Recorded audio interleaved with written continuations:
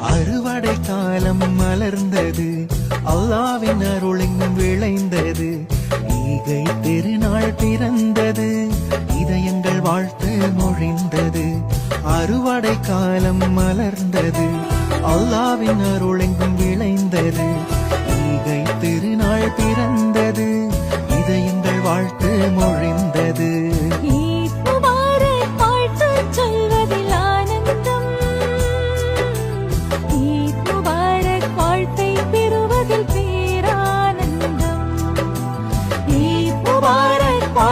சொல்வதில் ஆனந்தம்,